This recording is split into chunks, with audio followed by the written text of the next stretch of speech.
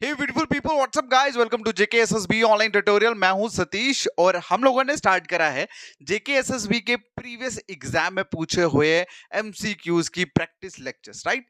तो आज की जो वीडियोस में हम लोग आज के लेक्चर में जो हम क्वेश्चंस डिस्कस करने वाले हैं, ये आपके जेके एसएसबी के स्टैटिस्टिकल असिस्टेंट एग्जाम में जो क्वेश्चंस पूछे हुए हैं वो हम डिस्कस करने वाले हैं। ये सारे के सारे क्वेश्चंस आपके जनरल नॉलेज वाला जो टॉपिक है वहां से लिए गए हैं। ऑलराइट, तो स्टार्ट करने से पहले एक इंपॉर्टेंट चीज आपको बताना चाहता हूँ कि अगर आप लोगों को ये सीरीज पसंद आ रही है तो प्लीज कमेंट करके जरूर बताना, because I really want to know कि आप लोगों को ये पसंद आ रही है, it is valuable, helpful for you और नॉट, राइट। तो चलिए स्टार्ट करते हैं। ओके, वन मोर थिंग कि मैं ये सीरीज क्यों स्टार्ट कर रहा हूँ, why I am making this video lecture of previous question papers, क्योंकि इन क्वेश्चंस की हेल्प से you will come to know कि कौन से questions exam point of view से मतलब एग्जाम रिलेटेड होते हैं। ऑलराइट, तो चलिए स्टार्ट करते हैं। हमारा पहला क्वेश्चन है, क्वेश्चन में पूछा गया है कि who was the governor general of India during the revolt of 1857। मतलब 1857 का जो रिवोल्ट था उस टाइम पे इंडिया में कौन से गवर्नर जनरल थे, ठीक है। तो इसका answer, I know most of the students know this answer because ये एक most important topic revolt of 1857 में से क्वेश्चन है। तो इसका जो आंसर है दैट इज लॉर्ड कैनिंग। कौन थे उस टाइम पे governor general? Lord Canning. Clear है? चलिए अगले क्वेश्चन की अगर हम बात करें, क्वेश्चन में पूछा गया है कि जो United nation, UN means United nation secretary general जो है वो अपॉइंट किया जाता है जनरल असेंबली द्वारा, ठीक है। इन्होंने यहां पर ये चीज बताई गई है, ठीक है, बताई है कि यूनाइटेड नेशन सेक्रेटरी जनरल जो है उसकी अपॉइंटमेंट जनरल असेंबली द्वारा होती है। लेकिन क्वेश्चन में ये पूछा गया है कि किसकी रिकमेंडेशन पे की जाती है, किसकी रिकमेंडेशन पे की जाती है। तो इसका जो आंसर है that is United nation security council, ठीक है। यूनाइटेड नेशन सिक्योरिटी काउंसिल की रिकमेंडेशन पे जनरल असेंबली जो है वो सेक्रेटरी जनरल को अपॉइंट करती है। क्लियर है?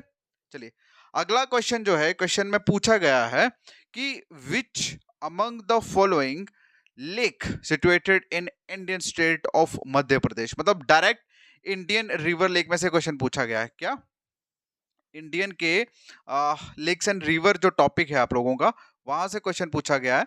और आप सबको पता होना चाहिए सभी लेक्स और रिवर्स के नाम जो आपके डिफरेंट डिफरेंट मतलब स्टेट्स में, इंडियन स्टेट में है। तो क्वेश्चन में क्या लिखा है कि बताइए भाई इनमें से कौन सी ऐसी लेक है जो आपके मध्य प्रदेश में पाई जाती, मतलब है। तो इसका जो आंसर है दैट इज अपर लेक। क्या आंसर है?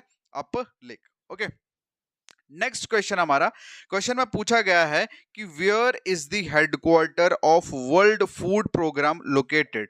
क्या where is the headquarter of World Food Programme located? अच्छा, मैं आपको एक चीज बोलना चाहता हूँ, मैक्सिमम ये आप जब भी कभी जनरल नॉलेज की देखोगे, general knowledge special reference to world and India, right, यही होता है इसमें। लेकिन इसमें एक स्टैटिक पोर्शन है।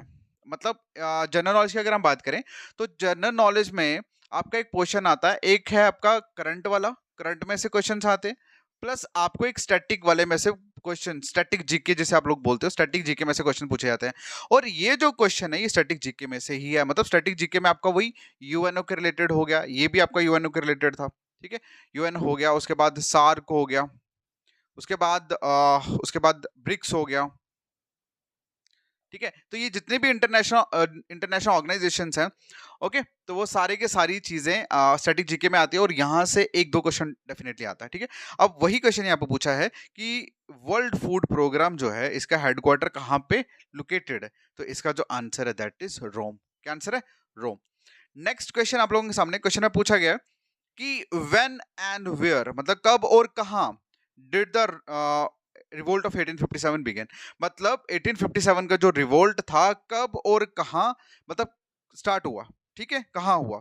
तो इसका आंसर जो है वो आप सभी लोग जानते हैं बिकॉज ए कॉमन आंसर है इसका। तो इस मतलब कॉमन मतलब जब भी आप लोग पढ़ते हो रिवोल्ट ऑफ 1857 तो शुरुआत स्टार्टिंग से ही होती है कि कब स्टार्ट हुआ। तो इसका जो आंसर है that is 10th May at Meerut, ठीक है, 10 मई एट मेरिट। देखो मेरा ये क्वेश्चंस करवाने का मेन मकसद आप लोगों को ये बताना है कि भैया क्वेश्चन जो एग्जाम में पूछे जाते हैं उनका एक मीनिंग होता है। क्या होता है? उनका एक मीनिंग होता है। बिना मीनिंग के कोई क्वेश्चंस नहीं होता। जैसे आप लोगों के माइंड में एक चीज होती है कि क्वेश्चन में जब भी एग्जाम में जो भी क्वेश्चंस पूछे जाते हैं वो क्वेश्चंस हमेशा टफ लेवल के होते हैं।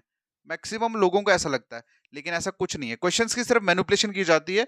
हाँ, एग्जाम मैं आपको एक चीज बता दूं, जेकेएसएसबी का जो भी सिलेबस है वो बहुत वास्ट सिलेबस है। क्वेश्चन कहीं से भी पूछा जा सकता है। मुझे नहीं लगता किसी ने कभी एक्सपेक्ट करा होगा कि वर्ल्ड फूड प्रोग्राम का हेडक्वार्टर कहाँ लोकेटेड है वो बताओ। हाँ, हो सकता है कि वर्ल्ड बैंक का हो गया या अदर किसी स्पेशल जो हम लोग मतलब हर दिन बात करते हैं उनके बारे में फिर इंसान थोड़ा ज्यूम कर सकता है।